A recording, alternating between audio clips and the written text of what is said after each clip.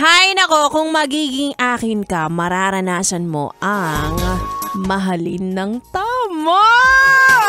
Tama yan! Kaso hindi ka akin. Kaya ngayon, pinamahal ka ng mali. Masasabi ko lang, buti nga, hindi mo kasi ako pinili. Charot. B-boy! Ganda! May break yung boses bigla. Ay, pero porket holiday ngayon ah! Siyempre dapat extra kasi may extra pay din tayo kapag ganitong holiday.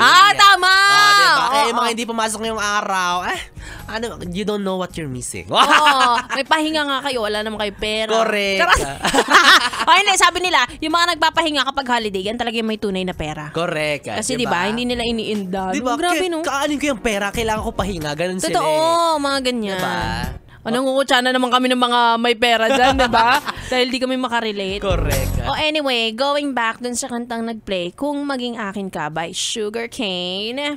Ikaw ba, napunta ka na sa sitwasyon na kung saan ay may nakita ka magjowa.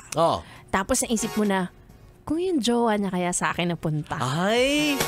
Kamusta may kaya kami? Oo, kamusta kaya kami? Kung siya kaya ang naging jowa ko. Kung baga nanunulot ka ng jowa ng hypothetical. Sa isip mo lang, gano'n. Oo, minsan kasi may gano'n ka. Parang bagay kami. Actually, kahit walang jowa yung tao eh. Sa imagination ko kaming dalawa na. Ganyan. Talaga? May ganun. Oo, may ganyan. Madalas. Delulu. Di ba? Kapag nasa motor ka, iniisip mo, what if kami kaya nung artistang to? Itatago niya kaya ako? Ganyan. Pag artista ganyan, feeling ko naman normal. Ako nga sa Disney Princess.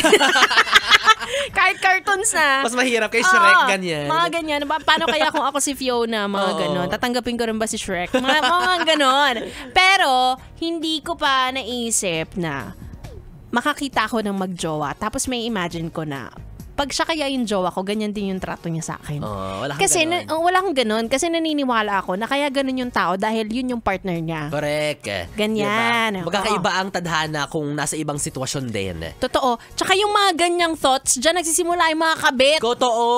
Diba? Na parang, diba? Yung mga imagination na isinasa katuparan. Totoo. Kasi kung makikita ninyo, nagsisimula yan sa inggit. Pag may nakita kayong magjowa tapos sinatrato nila ang isa't isa ng tama, gusto mong sirain yun kasi gusto mong ganun ang trato sa'yo. Tama. Diba? So, ang gagawin mo ay dapat mapasakin siya kasi ganun pala siya magtrato ng jowa. Pero ang hindi mo alam, hindi naman ikaw yung jowa niya. Kaya magiging iba rin yung trato niya sa'yo, diba? Tsaka, ang pangit-pangit talaga kapag galing sa agaw, maniwala kayo sa akin. Diba? Yung tipong hinihiling mo tamang tao pero ikaw yung may tama. Ikaw yung may tama, diba? Gusto mo ba yun? Diba? Oo. Wag ganun. Makakahanap kayo ng kamatch ninyo, ng tatrato sa inyo ng tama talaga. Oo, nang hindi nyo inaagaw. Maniwala kayo sa akin. Pinipilit. Oo, nang hindi pinipilit. Diba? Pangit. Gusto mo ba makwento mo sa mga anak mo na naging kabit ka? Diba? Sabi mo, nak, si papa mo ganito may jowa yan noon eh. Oo, diba? Inagaw ko yan, Inagaw ko yan, nak eh. Ang diba, galing. nak? Sarap-sarap ko, nak, diba? Oo, ang galing. Ganda ng mama mo, diba? Diba? Sa mindset ng anak mo, magiging, nakakakilig naman yun ba? So, magiging tama yun sa pananaw niya, which is wrong. Oo, magiging tama. So, ipapasa mo din yung kamalian mo sa susunod na generation. Ay naku, ewan ko sa inyo, nakakainis. Sabi ko nga kanina, ayokong pag-usapan ng mga manluloko dahil April Fools ngayon, di ba? Parang gusto ko iwas-iwasan, pero wala hindi talaga sila nauubos. Correct.